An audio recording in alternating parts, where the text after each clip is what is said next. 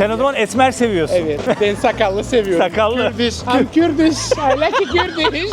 Londra'da insanlar kiraların pahalı olmasından dolayı tek yaşayan insanlar genelde odada yaşıyorlar abi. Türkiye'yi özledin mi? 5 yıl önce geldim. Hani var ya bu giderlerse gitsinler. Geldik biz. Kavga yok, gürültü yok, stres yok, parti yok, ekonomi yok, siyaset yok. Fazla rahat. Bizim de buradaki sıkıntımız sıkıntı yok. Bir oda bir salon Amerikan mutfak olarak düşünün, ortalama 2000 pound, 2400 pound arasında rakamları. 24 arkadaş, 25 arkadaş bir araya geldik. İngiltere Kahramanmaraşlarını kurduk. Bundan önceki Londra videosunu izleyenler diyecek ki ya orası Londra, burası da mı Londra diyecek. Görüşürüz. Türkiye bol bol öpücükler. Kırmancı. Hele hele.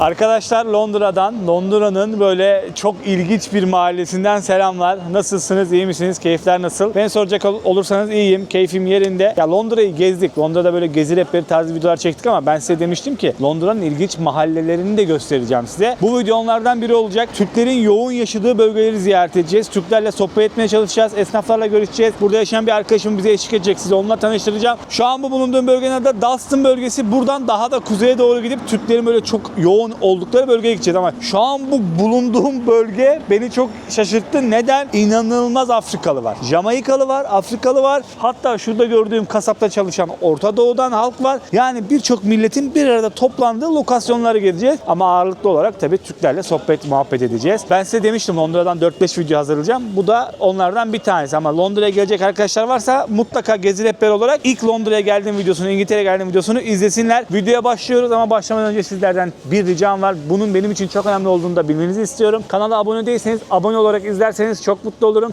Bir like atarsanız, emoji dahi olur, yorum atarsanız çok sevinirim. Londra'nın ilginç sokaklarını, ilginç ara mahallelerini görmeye başlayalım.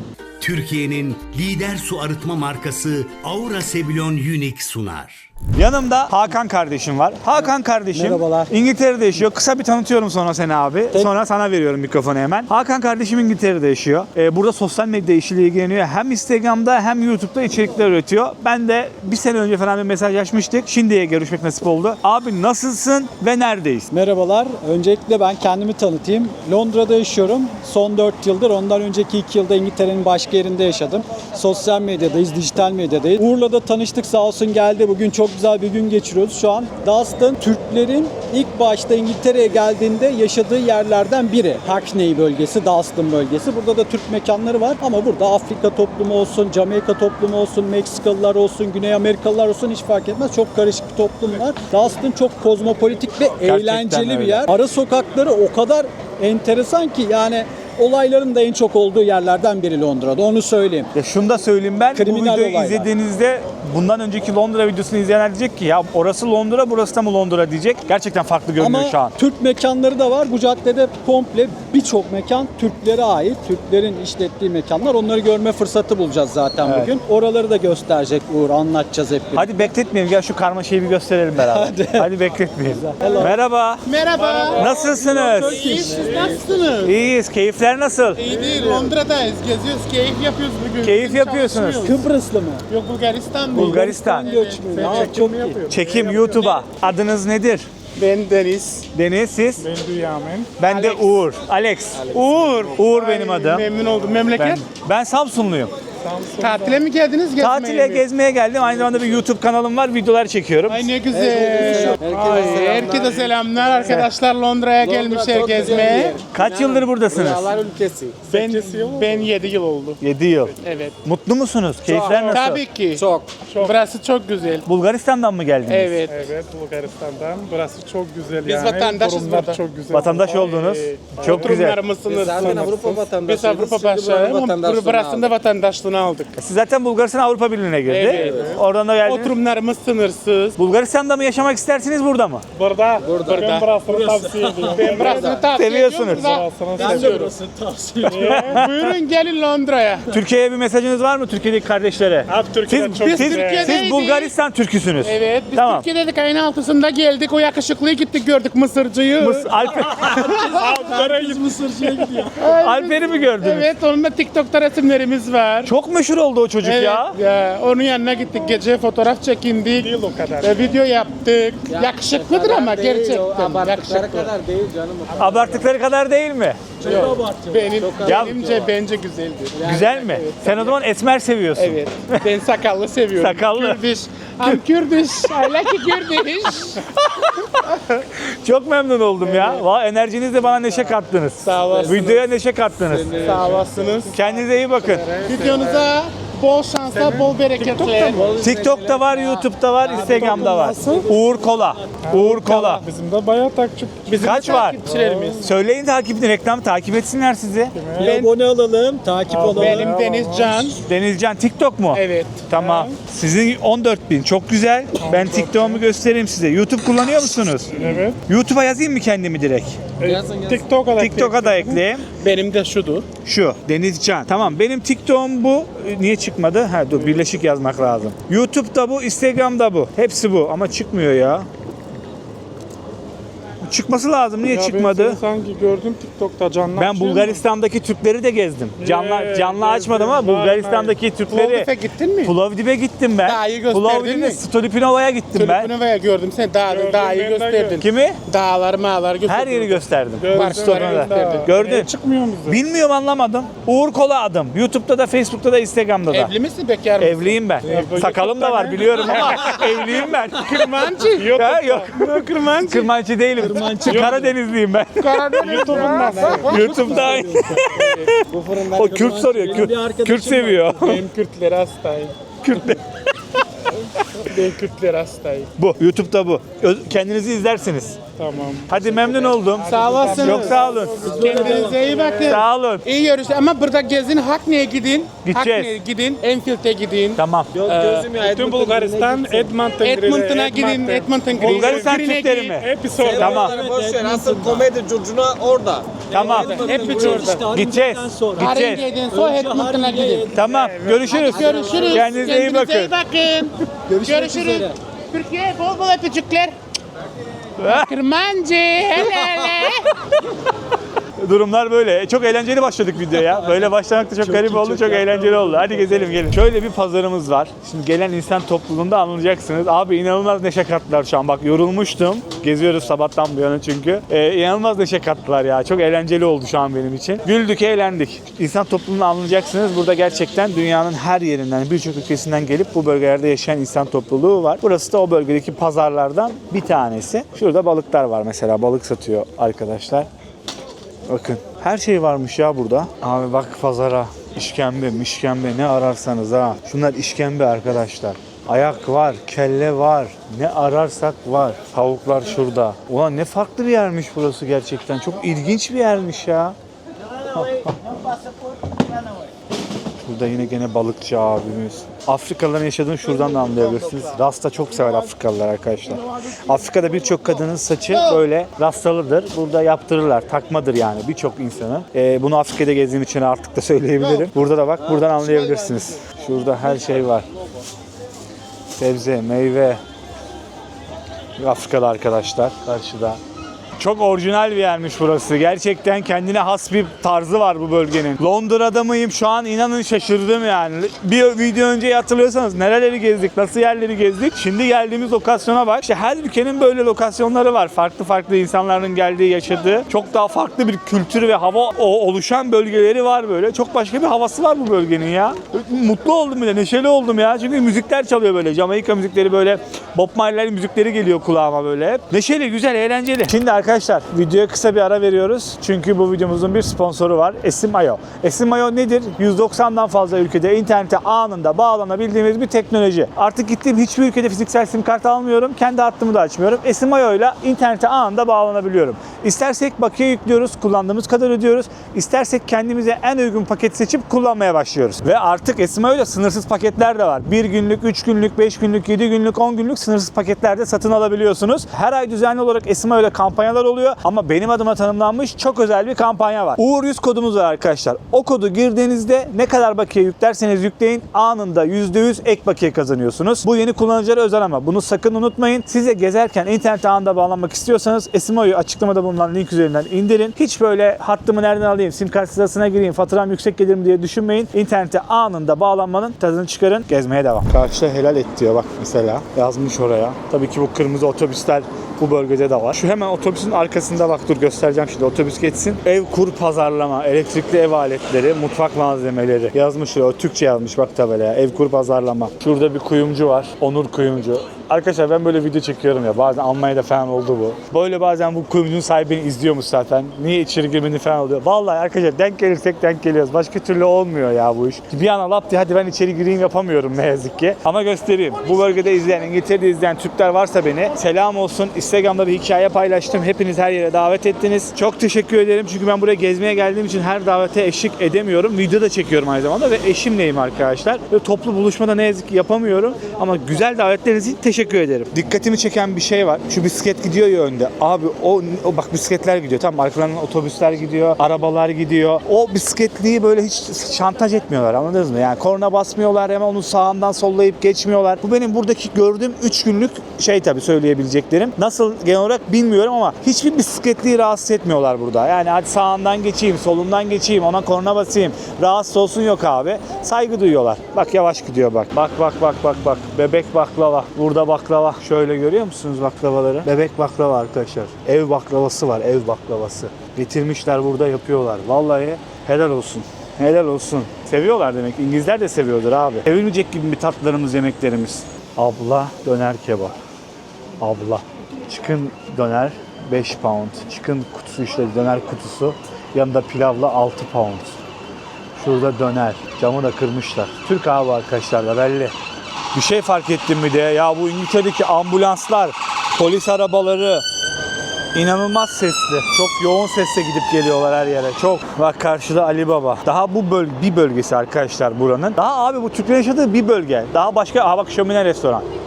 Bu da Türk. Bu da Türk aynen. Nasıl abi burada ben sana Hakan sen bu yıllardır buradasın. Bu arada Hakan arkadaşlar gerçekten 6. yılın burada. 6. yılı doldurdum bu arada. Bu bölgede kiralar nasıl? Ya İngiltere'de kiralar nasıl? Şimdi Londra'dan başlayayım ben sana kiralara. Londra'da insanlar kiraların pahalı olmasından dolayı tek yaşayan insanlar genelde odada yaşıyorlar abi.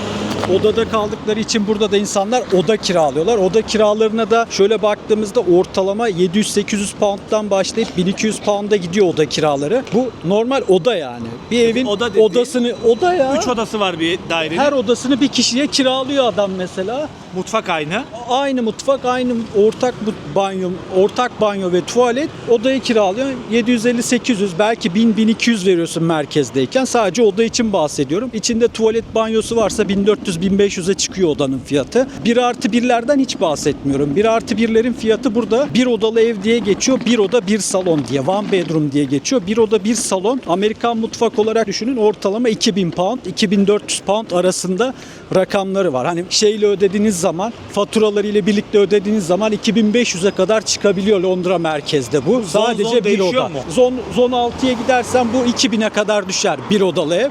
Onun dışında 2+1'ler 2,5-3 arası. 3+1'ler 2,800, 2,700, 3. Yani böyle devam ediyor ev fiyatları. Kiralar. İstanbul restoran arkadaşlar. Yanda Mersin Tantuni. Abi burası bildiğin gerçekten Türk bölgesi ya. Aynen. Mersin Tantuni var. Hatta tantuniciyle girip konuşabiliriz, sohbet edebiliriz. Abiyi tanıyoruz. Tanıyor mu? Bir merhaba diyelim mi? Merhaba diyorum. Yoğunsa da şey yapmayalım. Kolay gelsin. Merhaba nasılsınız? İyi misiniz? Çekiyorum video. Sorun var mı? Yok sorun yok abi. Keyifler nasıl abi? Geliyorum yanına. Adın ne abi? Adım Soner abi. Soner abi ben de Uğur. Memnun oldum. Ben de memnun oldum. Nasılsınız? İyi misiniz abi? İyiyim abi sen nasılsın? İyi çok şükür. Karnımız o kadar tok ki tok olmasak gerçekten tantuniyi denerdik ama tantuni de ayrı severim. Ayrı lezzetli olur. Bir en azından uğrayalım merhaba diyelim dedik. Hoş geldiniz abi. Hoş bulduk. Ne kadar bir tantuninin fiyatı abi? Bir tantuni fiyatı 5 pound abi. Burada fiyatlar iyiymiş ya. Evet. Yoğurtlumuz var. Yoğurtlu da 15 porsiyon. 15. Yeah. Burada iyiymiş. Memleket abi. Memleket Antepliyim abi ben Gaziantep. Gaziantep. Evet. Çok severim abi Gaziantep. Teşekkürler. Şey var mı nohut dürüm? Nohut dürümümüz de var. Burada var mı? Var Var. Vallahi mi ya? Nohutlarımız Vay da var. helal olsun ya. Teşekkür ederim. Abi memnun oldum. İşleriniz nasıl gitsin? Sağ ol abi. Dükkanınızı gösterelim dedim. Teşekkürler. YouTube'da izlersin kendini. Sağ ol sağ ol. Tamam mı? İsim ne YouTube? Uğur abi. Uğur Kola. Uğur Kola. Bir şeyler ısmarlayalım abi. Bir Abi şey çok verelim. tokuz. Çay, Allah kahve razı içelim. Allah razı olsun, çok tokuz. Ben size görünce merhaba diyeyim dedim. Teşekkür ederiz abi. Hoş geldiniz. Hoş bulduk abicim. Sağ olun, kolay gelsin. Merhaba. Hep Türk mü çalışıyor? Evet. Hep Türk. Hep Gaziantep mi? Antep. Mersin. Mersin. Şefimiz Ama Mersin'de. tam sen yerini bul. Şefimiz tam yerinden. Aynen. Adı üstünde Mersin. Abim seninle de memnun oldum. Teşekkür ederim. Sağ olun. Türkiye'yi özledin mi? Tabii ki özlüyoruz. Bizim memleketimizin Memleketimiz. daha güzel bir yeri var. O zaman- Ama işte geçim sıkıntısı. Buradayız. Ülkemizin durumu insanları Avrupa'ya yöneliyor. Uğur Kola. Kola. K-O-L-A. Biz de takip ederiz. Eda abi. Tamam. İngiltere'de mutlu muyuz? Şükür. Keyfimiz yerinde. Aynen. Abi işleriniz az gitsin. Tutmayayım çok, işiniz gücünüz var. Bir abone kazanıyoruz. Adın ne? Ece. Ece, nasılsın? Teşekkürler. Siz nasılsınız? Teşekkür ederim. Bu benim YouTube'um. Tamam. Buradan kendin izlersin. Tamam. Kaç yıldır İngiltere'desin? 3 aydır. Yeni mi geldin? Evet. Antep'ten mi geldin? Evet, Gaziantep'ten. Antep'ten geldim. Alıştın mı? Evet, alıştım. Sevdin mi Londra'yı? Sevdim. Ha, tek mi geldin? Evet, ailemle geldim. Ailenle. Ha, Evet. tamam. İşiniz az gitsin. Teşekkür ederim. Memnun Sağ oldum. olun.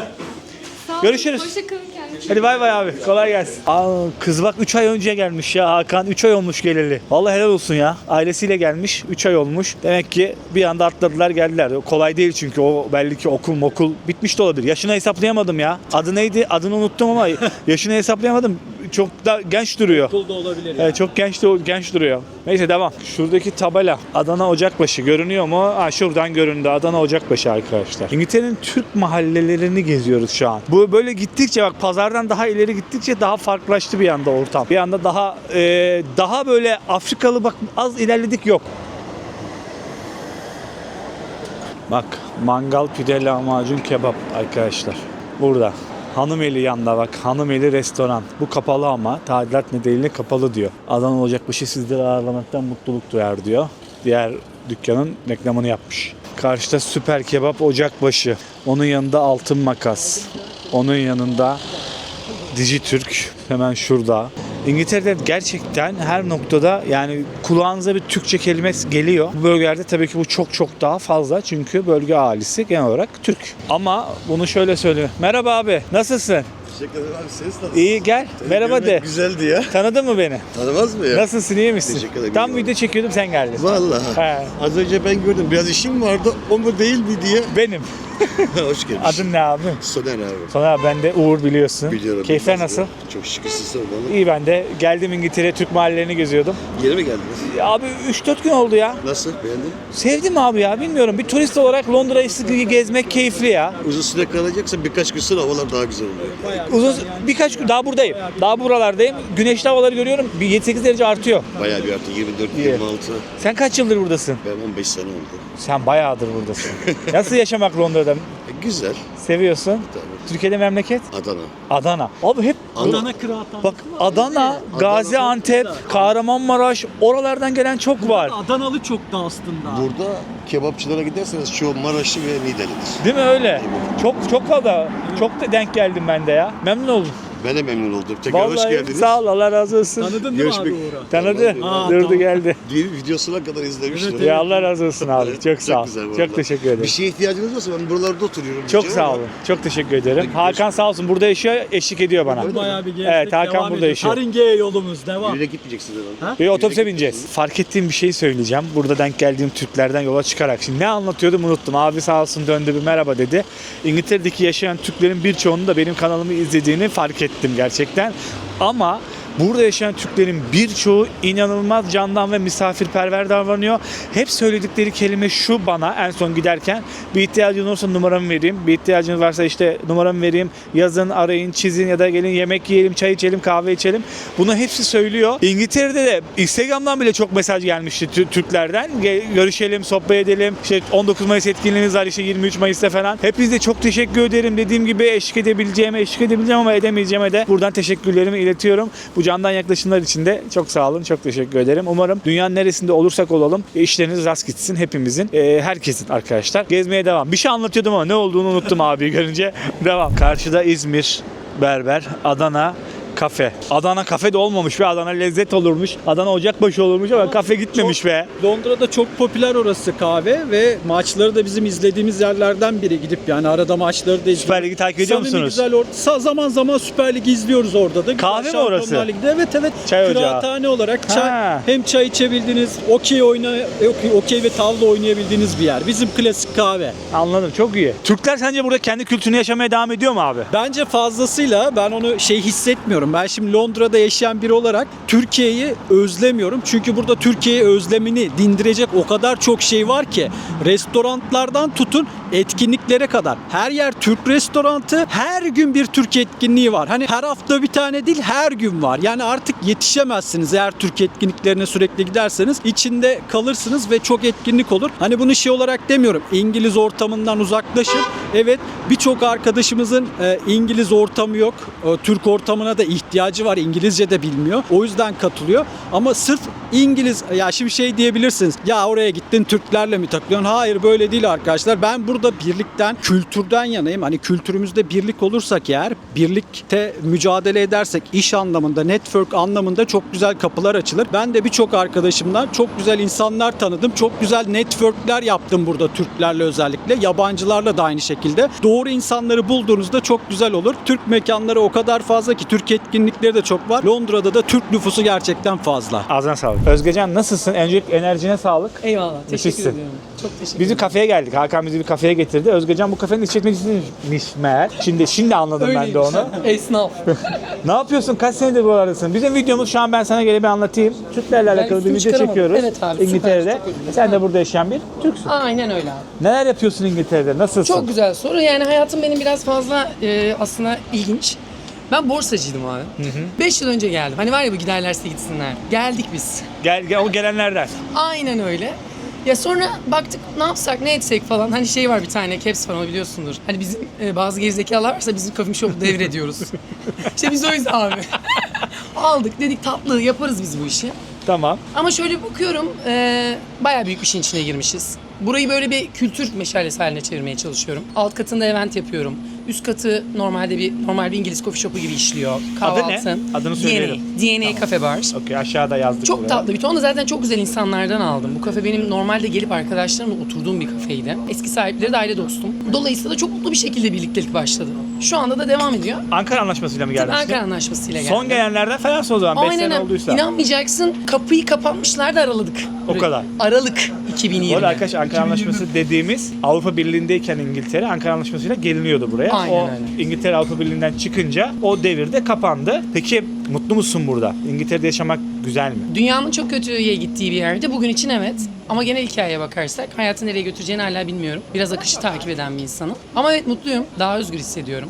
Şu an İstediğim mutlusun şeyleri yani. daha kolay yapıyorum. Zamanı daha verimli kullandığımı fark ettim. Sadece güneş yok abi. Onun haricinde her şey çok iyi bende. O da insanı bir buhrana sokar ya. Sürekli güneş Tabii. yok, güneş yok. Ben de Karadeniz'im. Bizim Samsun'da da güneş, yağmur çok yağar ama bu kadar hiç olduğunu sanmıyorum yani. Burada fazla. Özellikle kış aylarında çok erken giden bir güneş. Yani akşam olması hemen. Hava bile. O bir tık depresifleştiriyor ama yine de güzel insanlar, güzel tatlı ortamlar yakalanınca da bir şekilde yolunu buluyorsun. Şimdi buraya o zaman bizi buraya gelecek insanlar da izleyecek. Onlara bir tavsiye vermek istersen, bir iki tavsiyen varsa alalım. Çok güzel bir şey söyleyeyim o zaman abi. Ülkeden gitmekten çok aslında hikayeyi değiştirmek, ne istediğimizin farkına varmak ve biraz cesaret etmekten geçiyor. Yani buraya eğer ki sorunlarınızla geliyorsanız göçmüş olmuyorsunuz. Başka bakmak lazım. Ben bambaşka bir mesleği bırakıp bu işe girdim. Çok da keyifliyim. Çok güzel arkadaşlarım var ama gerçekten önce kafada bitmesi gerekiyor. Şöyle söyleyeyim. Hayat her yerde güzel. Sizin gibi insanlarla kahve içince. Evet, çok sağ ol. Arkadaşlık ortamı her yeri neşelendiriyor, doğru. Çok teşekkür ederiz. Aynı şekilde çok mutlu. Kahveni de içeceğiz şimdi. Evet, çok merak ediyorum. Ben kahveden çok anlayan biri değilim. Bir Karadeniz olarak ben çaycıyım. Abi şu bilgiyi vereyim ama. Yani burada İngiltere'de, Londra'da 3 tane marka var. Tamam. Gerçekten çok iyi. Specialty coffee diyoruz yani. Özel kahve diyoruz. Kalite seviyesi. Ben en güzellerinden birini satıyorum. Clemson & Sons. Çok O yüzden güzel. gelip deneyin derim. Tamam. Arkadaşlarımız gelecek. Benden de selamını iletecek sana. Harika. Ağzına sağlık. Şimdi Özgecan'ın eşi geldi. Onunla da biraz sohbet edeceğim. Hem de size kafeyi göstermek istiyorum. Ona da biraz soralım. O da buraya. Abi merhaba öncelikle. Merhaba. Sana mikrofonu veriyorum. Hemen abi. Ben senden şöyle bir şey rica ediyorum. Kafeyi beraber gezelim. Gezerken de buraya geleli ne kadar oldu abi? Burada yaşamak nasıl? Bunlardan bahsetsek yeter. Tabii ki de. Al abi. Teşekkür ederim. Hadi gezelim. Böyle tutmam yeterli mi? Yeterli. Abi şunu söylüyorum öncelikle. Ya biz Londra'ya geleli 6. yılımıza yaklaşıyoruz. Böyle 5,5'un üzerindeyiz şu an. Kafe tabii yani Özge ile eşimle birlikte 18. ayında biz de 19'a girmek üzereyiz. Aslında var olan bir kafe 4,5 yıldan beri vardı.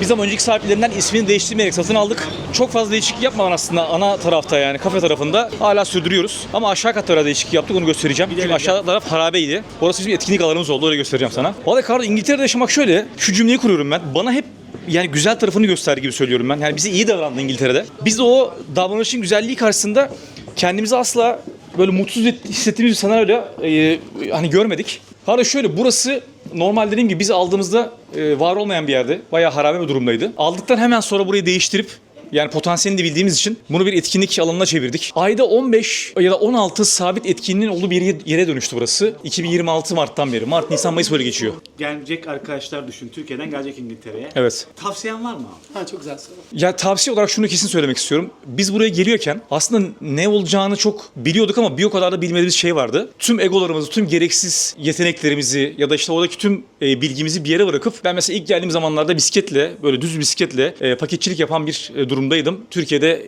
İK'dan istifa eden bir adam olarak. Aslında insanların oradaki egolarını bırakıp hayatta kalmak adına ya da işte güzel bir şeyler yapmak adına o zorlukları bilerek, bunları benimseyerek buraya gelmelerini düşünüyorum. Çünkü toz pembe gözüküyor dışarıdan ama yani göçmenliğin hep Özge söyler, kağıt kesiği gibi bir insanda yarattığı bir his var. O yüzden çoğu şeyi aslında geride bırakarak yeni bir mücadeleyle buraya gelmelere gerekir. Mevcutta var olan ya da orada biriktirdiğin şeyi burada devam ettiremeyebilirsin. O yüzden dedim ya sana İngiltere bize iyi davrandı diye. O iyi davrandığı için biz aslında çok kısa bir zaman sonra tempomuzu Türkiye'dekini çok üstüne çıkardık. Böyle devam ediyor ama çoğu insan bunu yapamıyor ne yazık ki. Yeni biri gibi gelmesi lazım. Yeni biri gibi gelmen lazım. Çok sağ olun. İşleriniz açıksın. Teşekkür ederiz. Eyvallah. Eyvallah.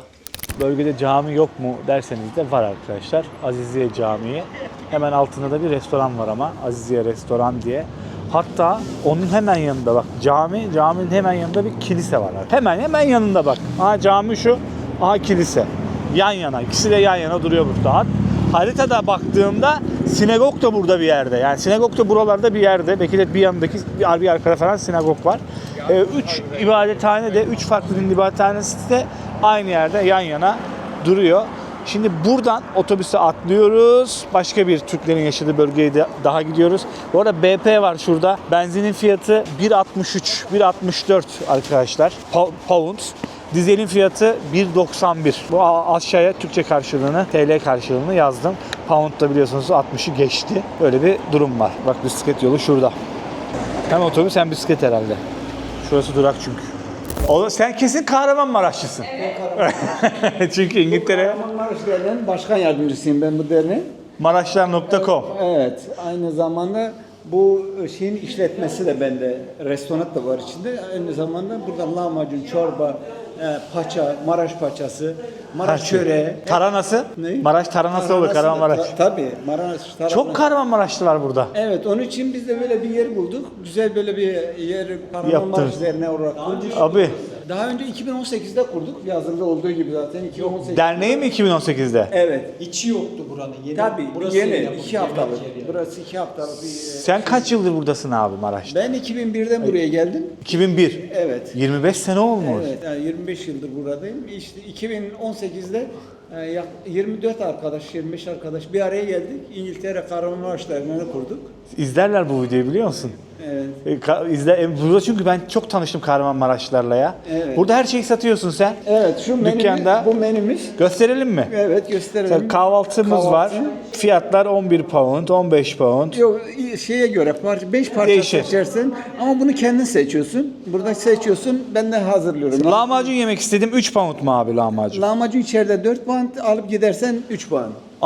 Değişiyor. Oturup yemekle. Oturup yersen 1 lira arada fark oluyor. Servis şey yapıyor. Ama gene 3 pound çok iyi ya. Şuyu buyu. Normal çok Lahmacuna göre fiyat Ama çok çok iyi. güzel lahmacunumuz var. Her yer Çok güzel. Burada paça yapıyoruz. Gerçi kelleden. Kelle paçadan paça. Kelle paça yapıyoruz. Çok güzel abi Maraş ya. çöreğimiz var. Kahramanmaraş'tan izleyenler hemşerim buradaymış diyecekler. Sana selam söyleyecekler. Ben şimdi söyleyeyim Maraş sana. çok var Londra'da bu Evet, arada çok ya. Gerçekten Kahramanmaraş'ta çok hemşerimiz var. Çoğu da buraya artık geliyor. Burayı böyle görünce Dernek. insanlar gelip derneğimize üye oluyorlar. Çok derneğimizin üyeliği çok düşük bir para. Yılda 120 lirayla üye olunuyor. Ha. Burada herhangi bir faaliyette taziye, mevlüt. Toplanıyor musunuz abi etkinlikte şeyler böyle düzenli etkinlikler oluyor mu? Tabii. Türkler olarak burada. Tabii. Düzenlik etkinlikler mesela geçen hafta İngiltere, Türkiye'deki anneler günüydü, pazar günü. Biz burada açık büfe kahvaltı verdik. Kişi başına 10 lira. Sadece cüzi bir şey. Herkes de istediği kadar yemek yiyebildi. Burada böyle Çok bir şeyimiz güzel ya. olsun. Anneler Günü'ne özel bir şey yaptık. Mutlu musun İngiltere'de? Onu da sorayım bari. Zor mu yaşamak? İngiltere'de yaşamak zor. Yani Kolay değil mi? Kolay değil. Ama bu memlekete geldim. 25 yıldır. Çocuklarımı okuttum. Onlar da burada doğdu büyüdü. İkisi burada doğdu büyüdü. İkisi de Türkiye'de doğdu büyüdü. Buradakileri biri daha 14 yaşında. Artık sen ömrünün yarısı burada geçmiş, yarısına fazlası. oldu, öyle Vallahi oldu, yarısını öyle burada yaptık. geçmiş yani. Ama nasıl geçti bilmiyoruz tabii bu arada. Çok zor süreçti. Her şey öyle. Dünyada mesela Türkiye'den herhangi bir yere gitsek hep başlarda çok zorlu süreçler olur ya abi. Evet tabii. Yer değiştirmek kolay değil. Yani Kesinlikle. bir de bizim sektörümüz yeme sektörü, sabah girer akşam çıkarsın. Güneş ne zaman doğduydu ne zaman battıydı onu da bilmiyorsun. Doğru. Eve geliyor yorgunsun. Ya da bir gideceğin yer varsa, bir düğün varsa oraya gelirsin. Zaman nasıl geçtiğini bilmiyorsun. Mevsimsel olarak da yazı kışı karışık olduğu için o da başka bir etkinlik şeyi var. Hep hava kapalı gerçekten Hep İngiltere'de. kapalı olduğu için o da bir etkinlik yaratıyor insan üzerinden. İşleriniz rast gitsin abi. Sağ olun. Merhaba diyeyim dedim. Kahraman İngiltere'ye gelip de senin derneğine de uğrayacaklarını düşünüyorum insanlara. İnşallah. Göstermiş olduk. Evet, güzel oldu. Teşekkür Çok güzel oldu. ederiz. Ben teşekkür Ama ederim size abi. bir çay kahve ikramında Çok bulunurum. sağ ol. Türk Allah razı kahvemiz var. olsun. Cappuccino, latte isterseniz. Çok sağ ol. Bir yere gitmemiz lazım. Birer Maraş çöreği vereyim. Yersiniz. Isırayım tamam. Kahramanmaraş çöreğimizi de aldık. Abi çok tatlı, çok temiz bir abiydi ya. Çok güzel sohbet etti. Dükkanı da hayırlı uğurlu olsun. Yeni açmış. Daha böyle oturması zaman alır. Eğer İngiltere'de yaşayanlar varsa benim adıma da olsa bir gidin selam verin. Sohbet edin ya. Selamımı söyleyin. Çay kahve için arkadaşlar. Kazandıralım esnaflarımıza. Çörek. Her diyor şeker bayramında diyor her evde olur bu diyor Kahramanmaraş'ta. Kahramanmaraş çöreği. Doğrudur. Kahramanmaraşlı abilerimize de selam olsun. Ben çok önemsiyorum bu Maraş, Antep. Hayır abi. Kahramanmaraş, Gaziantep. Urfa değil, Şanlıurfa. O Şanlı unvanını boşa almıyor mesela. Antep Gazi unvanını boşa almıyor. Gaziantep, Maraş değil, Kahramanmaraş. Bunlar önemli şeyler. Güzel değil mi Hakan? Hakan hemen gömdü zaten. Ellerine sağlık. El yapımı direkt. Evet. Abileri yapıyorlar içeride. Ablalarımız sağ olsun. Çekmedim ablaları. Çekinmek istemediler ama içeride çalışan 2 tane abla var. Çok tatlıydı. Abone oldular. İzleyeceksiniz. Ablacığım selamlar. Görüşürüz. Ya bir şey fark ettim. O Türk mahallesinin böyle azıcık bir arka sokağına girdik. Hemen bir arka sokağına otobüse bineceğiz. Diğer Türklerin yaşadığı bölgeye gideceğiz. Ne kadar sessiz, sakin. Bak solumda köpek gezdiren bir aile karşıma çıktı. Evler de şu şekilde böyle kiremit renginde 3 katlı. Hep burada gördüğüm binaların birçoğu 2 katlı, 3 katlı. Çok fazla böyle yok. Çok sessiz, sakin. Böyle ağaçların sadece rüzgar seslerini duyuyorsunuz. Hemen bir gürültüden arka sokağa çıktım ha. Bak şaka yapmıyorum size. Çok uzakta değilim o şehirden. Otobüse gidiyoruz. Otobüse bineceğiz. Diğer bölgeye, Türklerin yaşadığı bölgeye doğru gidiyoruz. Ama burayı göstermek istedim size. Çok güzel görünüyor. Tekeri çalmamışlar mı şu an? Ben mi yanlış Abi görüyorum? çalmışlar işte. Teker yok değil mi? Tekeri çalmışlar. Çalmışlar. Bisikleti sökmüşler bildiğin ya. Gövdesi kalmış. Sökebildikleri her şeyi sökmüşler bisikletten abi. Abi şaka gibi Buraya ya. bisiklet hırsızlığı çok oluyor. Ya çok ya. Hemen çalarlar. Gelip burada adam keser. Kimse de müdahale etmez.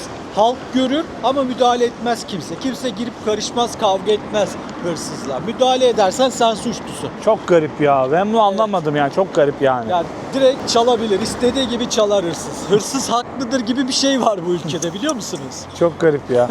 Bak şu daire 2, 3, 5 katlı şu bina. Şunu gördüm 5 katlı bir burada. Bunlar da arkadaşlar belediye evleri diye geçiyor. Geçmişte yapılmış evlerden. Belediye evlerinin özellikleri şu. Belediye evleri genelde maddi durumu kötü olanlar, çalışamayanlar, çocuklu aileler olsun, düşük gelirliler olsun, hamile kadınlar olsun, sayabiliriz engelliler olsun. Birçok kişiye böyle ev sağlayan destekler yaratıyor belediyeler. Bu evler de onlardan arkadaşlar. Geçmişte 1+1 falan mıdır bunlar? 1+1'i var, 2+1'i var, 3+1'i var abi. Belediyede yazılıyorsun. Durumuna göre bakıyor belediye senin. Eğer bir kadınsan eğer, yalnız bir kadınsın, çocuğun var, başvuruyorsun belediyeye. Belediye seni öncelikli tutuyor. Ya da hamile bir kadınsın, belediye seni öncelikli tutuyor. Ev çıkıyor sana hızlıca. TOKİ gibi.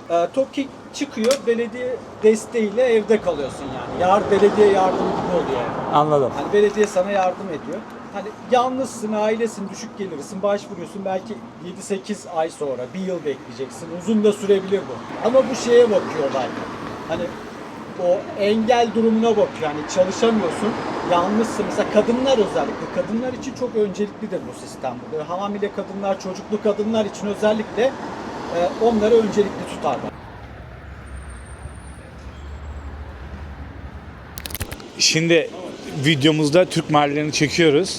Sen abi benim buradaki şey değil. Bu konsepte aslında gelip göstermek istediğim bir işletme burası ama Yunus abi benim Samsun'daki çocukluğum mu diyeyim, beraber mi büyüdük diyeyim, öyle bir abim. Yani buraya yıllar önce geldi. Abi nasılsın? İyiyiz, çok iyiyiz. Londra'da olarak da iyiyiz. Kaç sene oldu abi? 15 seneyi devirdik biz burada. Yani biz Samsun'dan bu yana ben Yunus abinin buraya geliş hikayesini bile hatırlıyorum abi. Tabii canım. Onu bile hatırlıyorum yani. Ortaokuldan beri buraya gelecektik. Resmi Gel seni de gösterelim ya. Özbek kardeşlerim ben çok seviyorum. Gel bir merhaba de en azından gel. Gel bir merhaba de. Arkadaşlar bu kardeşimle Yunus abimle beraber çalışıyor. Asıl Bey tek. Özbekistanlı kendisi. Kırgızistanlı kendisi. O da olur. Hepsi bizim toprağımız. İkisini de gezdik. Onu dedim bir göstereyim. Abi sağ ol. Eline sağlık bu arada. Her şey çok lezzetliydi. Nasıl abi Londra'da yaşamak nasıl bir duygu? Sana sormak istiyorum. Burası başka bir level. Biz şimdi öyle bir yerden geldiğimiz için Samsun'dan, sen daha iyi biliyorsun. Tam en iyi sezonda çıktık. Kavga yok, gürültü yok, stres yok, parti yok, ekonomi yok, siyaset yok. Fazla rahat. Bizim de buradaki sıkıntımız sıkıntı yok. Biz de oradan sıkıntı yapıyoruz. Abi kaç sene oldu bu dükkan? Bu dükkan 12 senedir bizde. Bu arada çok güzel bir şey yedik arkadaşlar. Dürüm yedik. İnanılmaz iyiydi. Türkiye dışında bir ülkede bu lezzeti yakalamak kolay değil abi. Yani yakınız. Çok iyi de değiliz. Mesela Türkler geliyor.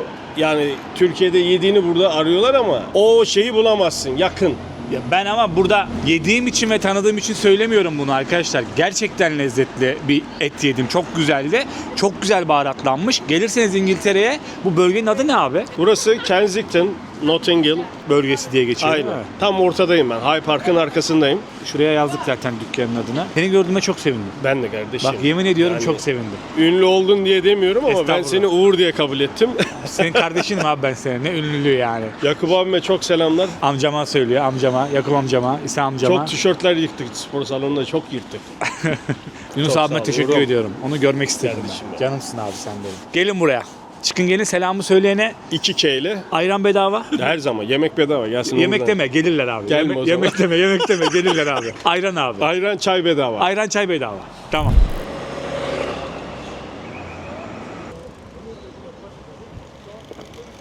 Şimdi Türk videosu çekiyoruz ama bu Londra'nın ilk günkü videosunda geldiğimde bu parka gelemediğim için üzülmüştüm. Burası şehrin merkezindeki böyle el değmemiş, bozulmamış parklardan biri arkadaşlar. Hyde Park zaten Londra'nın en ünlü parklarından biri. Gerçekten böyle şehir merkezine böyle bir anda binaların arasında şöyle bir lokasyona çıkmanız çok büyük bir şans. Gerçekten çok büyük bir lütuf yani. Güzellik katıyor insana. O araba seslerinden falan bir çıktınız, bir anda böyle parkın içerisinde böyle kafanızı dinleyebiliyorsunuz. İnsanlar çoluğunu çocuğunu almış bir bebek arabasına gezdiriyor. Bisiklet sürenler var, yürüyüş yapanlar var.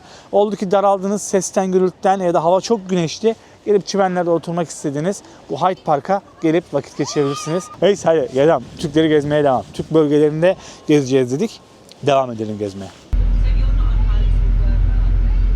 Şimdi Haringey bölgesine de geldik. Buradan da beni davet edenler vardı. Tekrar selamlarımı iletiyorum.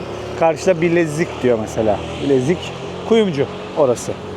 Şurada hemen kafamı bir çeviriyorum, Gazi abi. Bak burada fiyatları göstereyim. Avokado 3 tanesi 1 pound abi. Bir pound. Çok Mango, burada kuruşa ne diyorlar? mango. Bura Kuruşa ne diyorlar? Bizde kuruş var penny ya. diyorlar. Penny. 89 penny o zaman. Diyorlar. 89 pence, 89 penny. Şurada, bu ne lan? Şu. Biliyor musun adını? Abi bilmiyorum hangi meyve. Ben de ilk defa çok gördüm bunu. kullanmadım ya. Değişik bir sebze. Şu enginar. Her şey var abi. Londra'da öyle böyle değil. Aklına Her şey. gelecek bütün meyve sebze. Havuç. Kilosu 1,5 pound. Havucun. Siyah havuç bu. İlk defa görüyorum. Kolay var. Sarı havuç gördüm ama siyah ilk defa görüyorum. Her şey. Bak salatalık 2 pound değil mi abi? Aynen 2 pound arkada. 4 abi. 4. 3.99. Patlıcan. Patlıcan. diye geçiyor 4 pound. 4 pound patlıcanın kilosu. Şurada bak. Burası bir Türk dükkanı bu arada. Şurada şavurmacı var. Dubai. Yanındaki biz buradaymışız ya. Gaziantep Pastanesi. Hemen sol tarafa döndüm. Diyarbakır restoran hemen orada. Onun solunda Komagene. Biz baya buradaymışız ya. Bak hemen kafamı sola çeviriyorum. Yavuz Perde Sarayı. Perde, güneşlik, yatak örtüleri, yorgan, tantuni çiğ köftem, içli köfte, gözleme, her şey. Karşıda başka bir Diyarbakır lokantası. Hakan, en fazla Türk bu bölgede mi abi Londra'da? Şöyle söyleyelim, en fazla Türk bu bölgede diyemeyiz. Çünkü burası Haringey, Tottenham'a bağlı bir bölge. Tottenham, Haringey, Wood Green yan yana. En fazla Türk'ün olduğu yer Kuzey Londra'da Enfield bölgesi bu arada. Bunu not olarak geçelim. Buraya Türk mahallesi diyorlar. Evet, Türk nüfusu burada çok ama Türklerden daha fazla yaşayan milletler de var bu arada. Türk mahallesi tamamen demek yanlıştır. Türk mekanlarının en çok olduğu mahalle diyebiliriz. Karşıda devam ediyor ya. Evet. Bütün restoranlar Türklere ait neredeyse burada. Bütün Baklava, dükkanlar. Antepliler baklava, Evet. Yanıkoğulları Antepliler baklava. Londra'nın en iyi baklavacılarından biridir yani. Net söyleyeyim. Burada. Çok sevilir, çok bilinir yani. Hani reklam gibi değil de benim de yediğim, sevdiğim baklavacılardan biri. Yani. Abi saat şu an burada 7 oldu. Aha.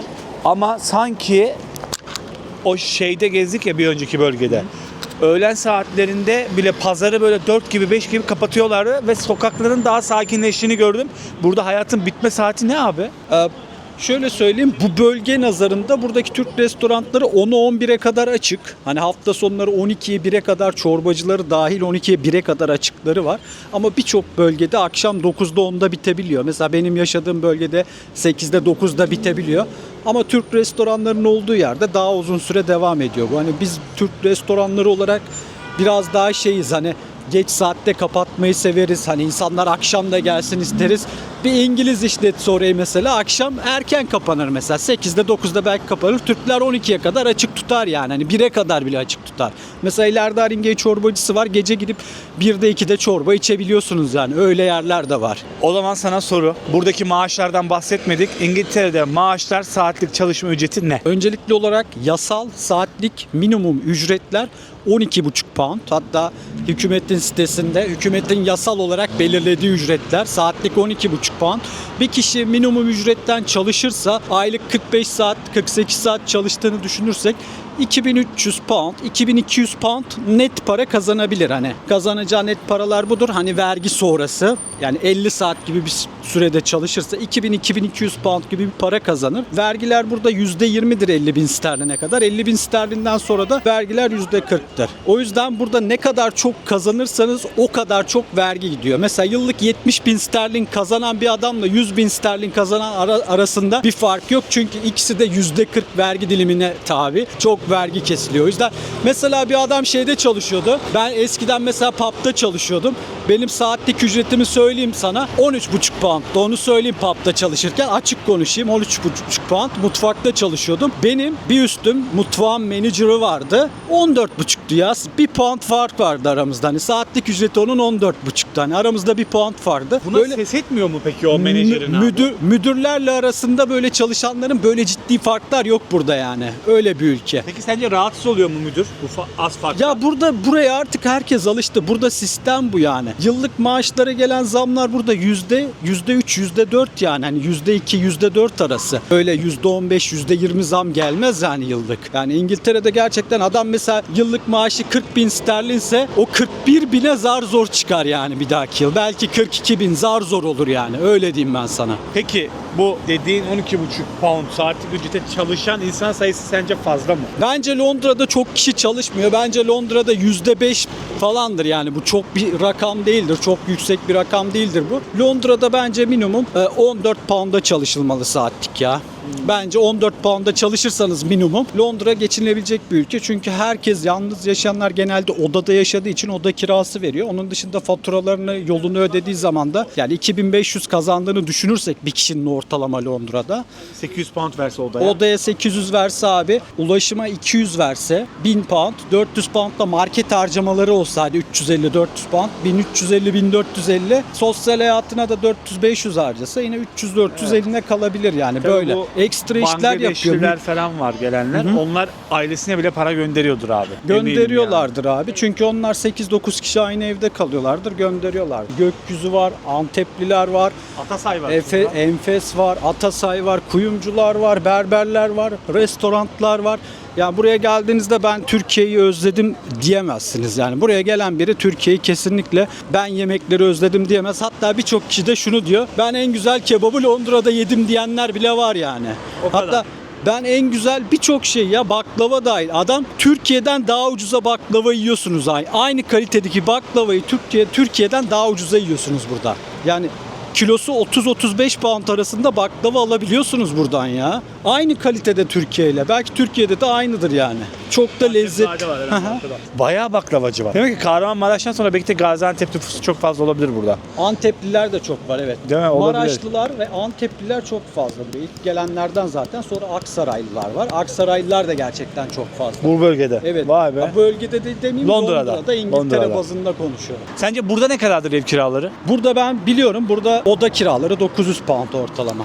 9 pound 900 oda ortalama. 900 ile 1000 arasında oda kiraları burada. Hani 1+1 odalı evlere gireceğim şimdi. Stüdyo daire olarak düşünün Amerikan mutfak. Bir odalılarda ortalama 1800 ile 2000 arası. Ya şöyle diyeyim 1+1 gibi düşünün bizdeki. 1800 ile 2000 arası gibi düşünebilirsiniz. Deminki Haringey çorbacısı aha şurada. Doktor değiliz ama hastamız çok yapmış. Bir oraya tabela selam olsun izlerler. Arkadaşlar videoyu bitiriyoruz. Abi Hakan önceki sana teşekkür ediyorum. Ne demek? Eşlik ettin, bu güzel bilgileri verdin ve buradaki insanlarla bizi tanıştırdın birçoğuyla.